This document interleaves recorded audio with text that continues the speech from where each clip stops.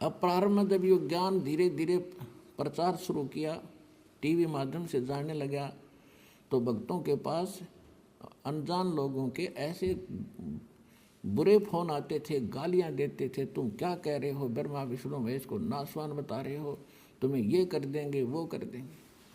इनसे प्रार्थना कर रखी थी, भाई बोलियो ना, सुन लो सारे, सुनते रहो पर चलते रहो। एक दिन आवागा इनकी भांग उतरेगी, ज्ञान सामने रखा हुआ है, और अब भी नहीं समझेंगे, फिर तो पत्थर हैं ये। और फिर जान बूझ साची तजय करे झूठ ने, ताकि संगत है प्रभु सौपन में भी ना दे। आंखों प्रमाण देख के, और फिर भी नहीं मानेगा तो पत्थर आदमी है। कहते इसे नालायक के तो सपने में भी ना मिला हमने।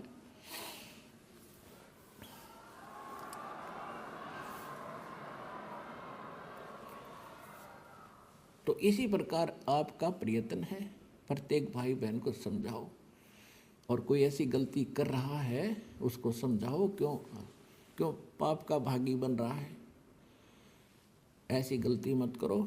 आप भी दोबारा उपदेश लो वहाँ जाके, और इनको छोड़ो भगवान के बच्चों के। ये तो पहले दुश्मन बतेरे थे, ये काल के दूत नरे भेज रखे काल ने, इनको मिसगाइड कर दिया। सारे सबकी दुर्गति हो रही है, भक्ति भी कर रहे हैं, साधना भी कर रहे हैं, जो भी कोई क्रिया बताता वो भी कर रहे बेचारे, और फिर भी दुखी, क्योंकि वो शास्त्र विदिता कर्मन माना आचरण है। वो सत्य भक्ति नहीं है, शास्त्र अनुकूल नहीं है। शास्त्र अनुकूल भक्ति और पूरा कोर्स सतलोक आश्रम बरवाला जिला हिसार हरियाणा के अतिरिक्त विश्व में नहीं है।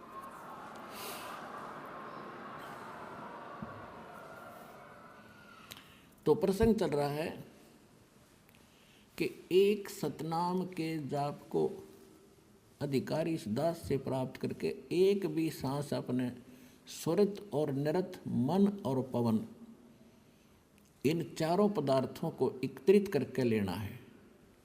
कबीर साहब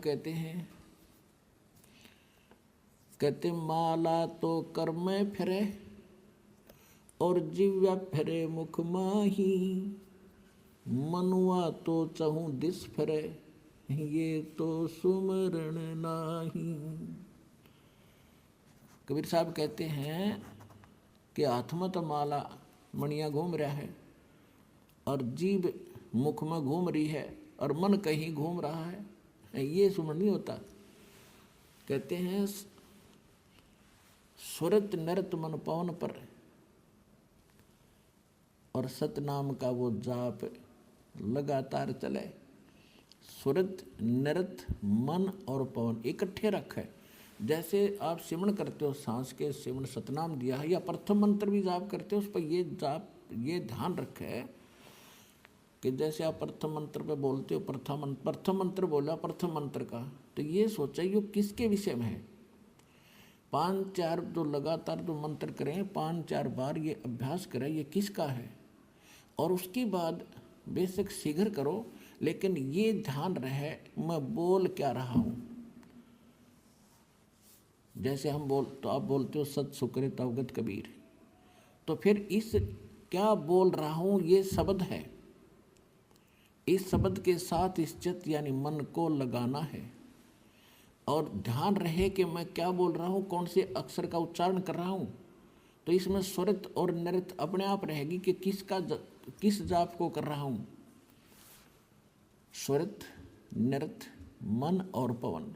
पवन माने वायु, जो श्वास के सिमरण से संबंधित है। ये कि इस पर श्वास जब जाप करो तो इसके साथ ये सांस भी ध्यान हो कि मैं बाहर कौन सा छोड़ रहा हूँ, अंदर कौन सा ले रहा हूँ, और कौन मंत्र का उच्चारण कर रहा हूँ। ये आपकी सुरत और नृत्य में रहना चाहिए। मैं के बोलूँ हूँ, अपनी सुरती उस पर लाए रखे।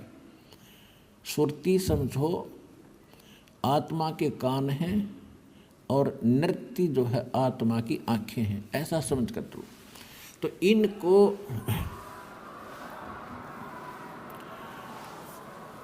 अब जैसे सुमन करते हो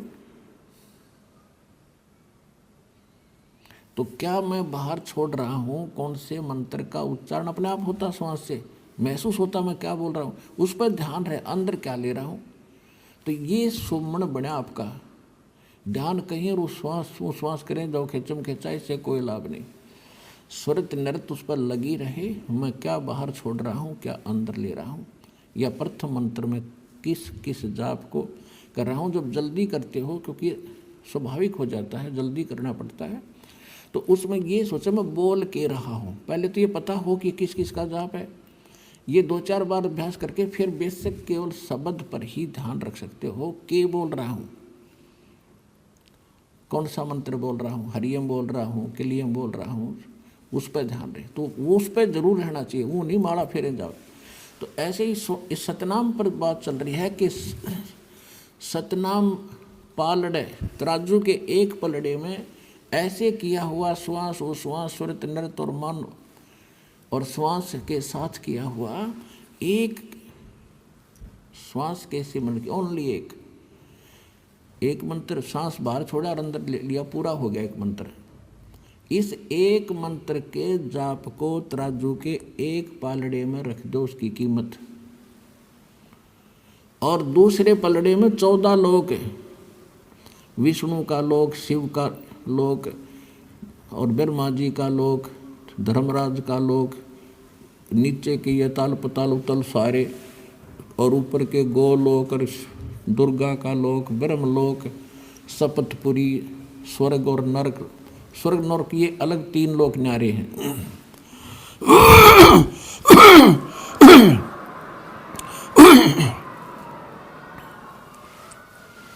ये स्वर्ग, पृथ्वी और पाताल ये लोक अलग हैं, 3, इनसे हटकर हैं। तो क्या बताया है कि ये 14 लोक उस महास्वर्ग तक एक पालड़े में, उस दूसरे पालड़े में रखते सतनाम के श्वास के से तोलने के लिए। और 3 लोक, ये पृथ्वी, पाताल और स्वर्ग लोक, ये तो पास्यंग रखा है। पास्यंग क्या होती है आजकल के एजुकेटेड बच्चों को पता नहीं, क्योंकि ये ज्ञान गूढ़ रहस्य है और अपनी लोकल लैंग्वेज में ये एक सूक्ष्म वेद है। तो दास का जन्म ऐसे समय में दिया, दास ने दोनों जमानों की लैंग्वेज का ज्ञान हुआ, जिस कारण से इन गूढ़ रहस्यों को आज समझ सका। और इस ग्रंथ को, गरीबदास साहिब जी के ग्रंथ को आज के बालक पढ़ कर देख लो, इन्हों का डरते, इसमें पता नहीं क्या लिख रखा है, क्योंकि वो भाषा उन्होंने अपने उस समय की भाषा में लिखा। तो उसमें क्या लिखा है, पासिंग किसे कहते हैं। जैसे हमारे यहाँ दास का जन्म किसान परिवार में हुआ, तो हमारे घर पर ये व्यापारी लोग आते थे, कोई चने तो ले जाता था, कोई बाजरा, कोई गेहूँ। तो वो क्या करते थे, जब तोलते समय हमारे पिताजी कहते थे कि भाई लाला जी अपनी तराजू चेक करा पहले।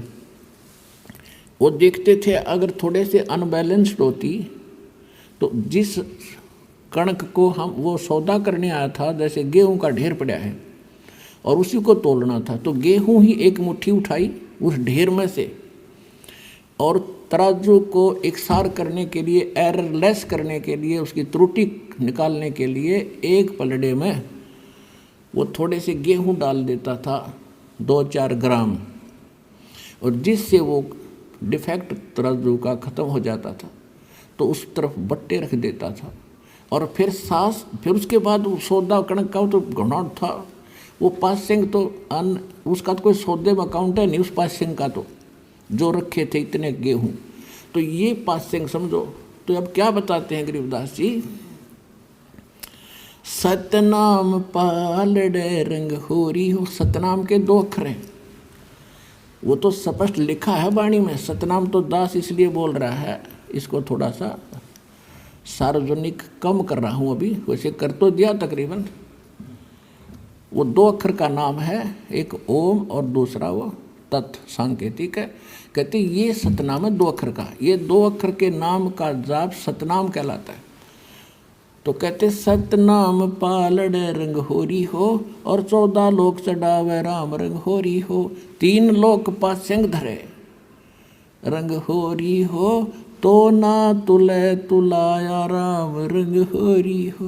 ओए होए,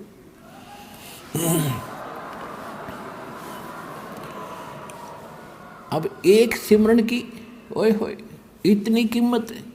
और परमात्मा खुद अपनी वाणी में बोलते हैं, कबीर कहता हूँ कहीं जात हूँ और कहूँ बजा के ढोल, श्वास जो खाली जात है ये 3 लोक का मोल। ये तो जो बिना नाम करे तुम खाली छोड़ रहे हो ये भी इतना कीमती है, 3 लोक का मोल। और सतनाम के साथ जाप किया जाता कहते 3 लोक पासेंग धर रंग हो रही हो तो ना तुला तुला राम रंग हो रही हो। इसकी इतनी कीमत बन जाती है सतनाम के जाप से। और फिर सारनाम, ओए उसका तो कहना है कि तो आपके ऊपर जो रहम किया है,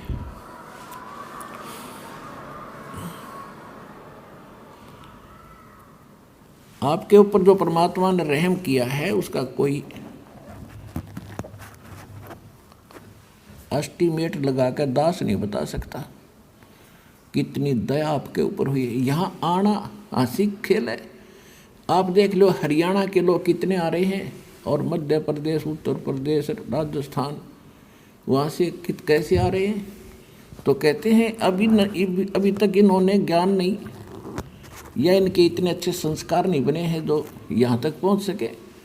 तो एक दिन ऐसा आवेगा, परमात्मा ने बोल रखा पूरा विश्व ने ही ये ज्ञान स्वीकार करना ही पड़ेगा और कोई विकल्प नहीं है, नहीं तो घने दुखी हो जाएंगे।